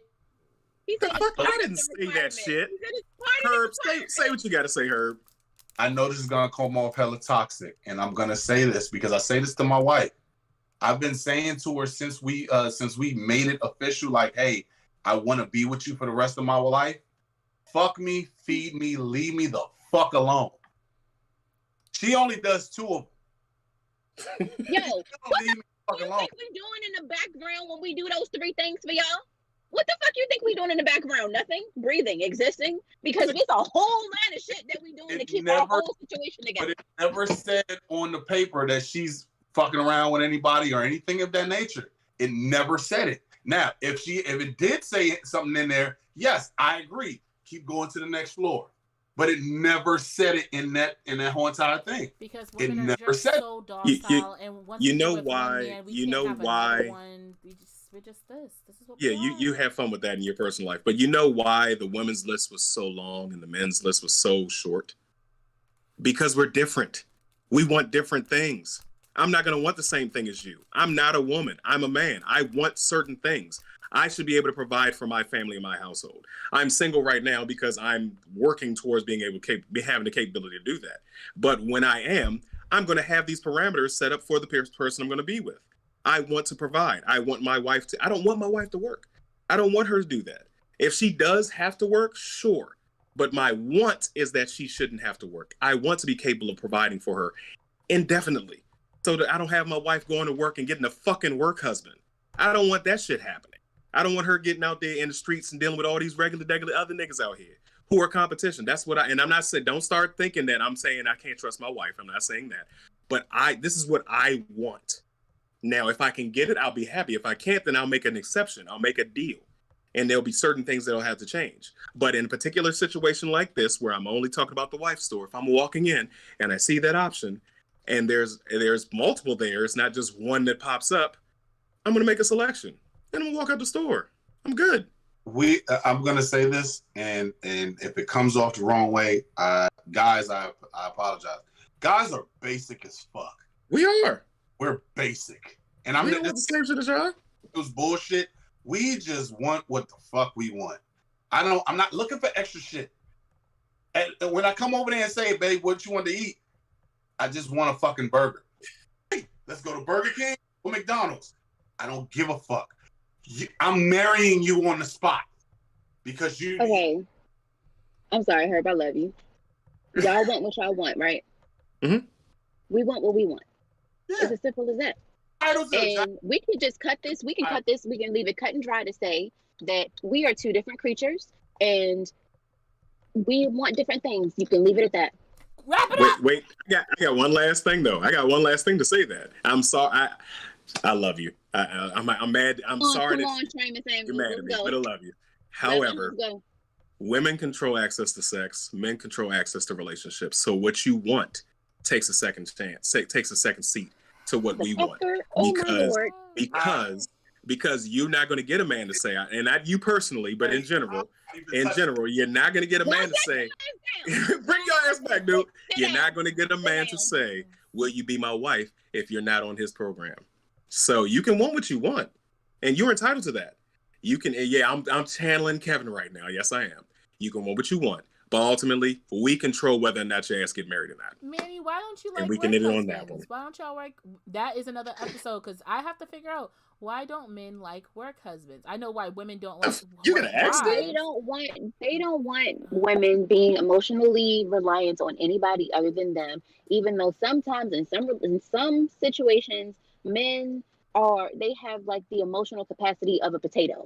So I mean, we can have that conversation. I don't know. There might be a situation where I'm gonna need a man around, and if my husband's not there, my work husband's gonna take care of it. Because according to Trey, I need a man to do something for me, to take care of something for me. So I'm gonna need a man. Those were my words. I'm gonna need a man because if somebody's jumping on me, I need a man to help me. So I need the man. I'm gonna need the man. I'm gonna need the work husband. Just making sure. Because and I'm just saying, y'all heard that's what I said, right? In a work environment, just very quickly, in a work environment, if there is, I don't believe, like, I'm single, obviously, work husbands ain't nothing, whatever. But I have had a work husband, and it was off of just jokes and funny, whatever. But it's the mere fact of if something was to happen in the office, my man don't work in that office. He don't work there. He don't know the dynamics. He don't know what's going on. He don't know whatever may have you. But this dude right here, John know the dynamics. John know what's going on in the work office, whatever. So if I have someone who has to defend me in a work situation, work husband John gonna do it because work husband John know how the job go, right? But I'm not saying that you should get a work husband or wife and it be to the point that you start getting a little too close. Like you shouldn't have too close relationships. Sorry, whatever. So, okay? Because if I come into your office and I see your assistant, little Stacy, sitting on your desk, Stacy gonna have a new job. I'm just gonna say this because I know I'm not gonna be on next week's episode. It's not that we don't trust you. I don't trust that motherfucker. Perfect example. Last thing, and then we gotta go. If you own a Corvette, now if you own a Maybach, whatever, a high-end car, and it's got all the bells and whistles, got the best security system in the world, would you still leave it outside in a bad neighborhood? Would you still leave it unattended? Would you still not? And I'm not saying that women are property, so don't start that bullshit. But I'm just using it as an example. So would you leave that car on Southeast DC unattended? It's got all the bells and whistles. You trusted the security's going, but would you leave it there? Yes or no? I don't know. Maybe you should go to a garage. I guess you should. You just don't want to. You don't want to cooperate. Cool. So the point of the matter is, no matter how good the lock is for your car, you would never leave it unattended. You would never just leave it out there to be unattended, so that somebody could possibly try to break into it. Okay, people will do things. Let me finish.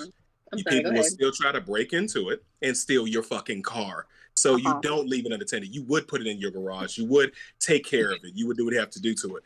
But they do, though. Yes, they do. So you would put it away. So by that logic, your wife can't go nowhere because every time a woman leaves, and it don't matter if she got a ring on her finger, it don't matter. Nothing matters, okay? If a dude is going to try to want to try to get at her, he's going to try to get at her. So are you going to lock your wife up in the attic or something like that? She's going to be Rapunzel, let her hair down so you can come up in the room? I don't understand. Lady. Seriously. I never said she had to be locked up forever. I use that as an example. Yes, Jamaica, this is like every week. Out of nowhere, it just started. Y'all know what's going to happen. Y'all know what's going to happen. And we do it out of love.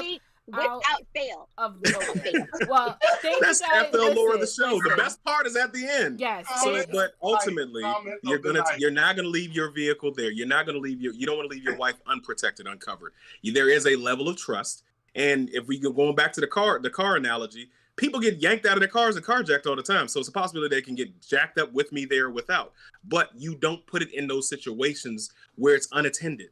So hypothetically speaking, if I had it my way, I wouldn't want my wife to work because I want to avoid those situations. Yes, you can go to the store. Yes, you can go with your friends. I said she can go to the grocery store. She can go with a friend. She can go to anywhere in the world. Alicia and said, somebody is going to want to try to holler at her. Yeah, Alicia said, depending on how it's insured, it wouldn't matter. I might come out better afterwards.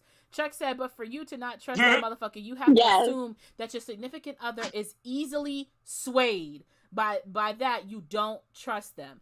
And yes, I agree with what Chuck said. If you have to worry about if you have to worry about your significant other with another human being around, that's a conversation you need to talk to with your significant other. You have to revalue your relationship, how you are both handling it, and how your conversations and communication go. Because if that's the case, if you gotta check somebody's phone numbers, you gotta pop up at their job, and you gotta look at where their car is, and you gotta track them, you need not to be in said relationships. Exactly. It's just an example of how things can go down. Things can go badly in certain situations. Yes, very much. If we want to make this about me, sure, you can call me insecure or whatever you got to do. But if I had my personal choice, I want to be the type of provider where she doesn't have to go to work. That's just me personally. You guys are entitled to do what you want to do. And when I do meet that woman one day, you can try to tell her how Trey's fucked up because he doesn't want you to work. Sure. But I'm pretty sure what? Why would we do that? But that's the way you guys are acting right now. Like, listen, nobody is coming to see you, Otis. Okay, no one. It's a bad analogy. Nobody's saying that you're a horrible person or nothing like that. All right, okay. Because y'all know I'm not the type of person who like, woman, where you going? You can't go nowhere. I'm not that type. You gave a bad analogy. That's what I was saying. Right. But I would want to be in that position where I have control of the situation. I want to avoid that stuff. But we gotta go. We have to go. We do, man. In short, but we gotta go. It's so much for watching the show. Thank you for bearing with our technical difficulties. I really do appreciate you guys so much for taking the time to work with our internet. We appreciate you. Thank you for making sure that it was always at 10 or more viewers this whole entire time. Thank you so much. Love you so much for that. You Y'all really awesome. don't know. Thank you so much for your comments, your suggestions, and everything. Herb as a guest, has something to say. Make it quick. I am. First thing, just have to do a quick plug. Herb's Blurbs. Every week, I'm trying to. I do what's the name? Throwback shows. I do internet shit that's funny on there, so I do that. Sports and whiskey. We have been having technical difficulties, but we begin back on next week. But as far as this, I have to shout out. Yes, the fans on here, y'all are amazing. The fact that we're at 12 people right now, and it's 11 o'clock at night. Yo, Jamaica and Horace, you motherfuckers are the MVP because not with Kinkazoid. You ride with Birds and Whiskey. Yeah. Gotta shout you guys out. Everybody else, I'm not forgetting y'all. They just been day one since A1 since day one. So I gotta shout them out. So thank you. We appreciate you. We love you immensely. Yes. Immensely. So thank you guys so much. We appreciate it. Trey, did you want to sign out or did you want? I was going to sign out. I was just going to say, yeah, I did drop the link to the Discord. So you still going? Shut up. Anyway, Trey has dropped the link to the Discord. I have to go to sleep, but I love you guys. So I'm going to stay in there for a little bit longer because I'm pretty sure somebody got something to say. Now, when we get into this Discord, we have to be mindful that people are talking at the same time. So let's try to go in some semblance of an order. We're gonna call your name out, give you a chance to say what you got to say. Everybody else be quiet while that person talks so we can hear them. Yeah. I'm not trying to be an asshole or a dick about it, but it's very difficult, and I'm very fucking tired. Yeah. So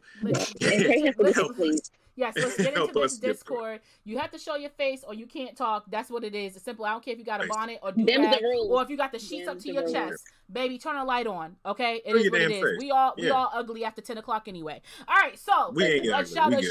Let's go to make sure you're following us on YouTube, Facebook, Instagram, Twitter, the Kinkazoid Podcast, everywhere. Keep it kinky, keep it classy. Thank you guys so much for enjoying the show and once again going through our technical difficulties. We appreciate you. Make sure to follow Royal at RO4YL.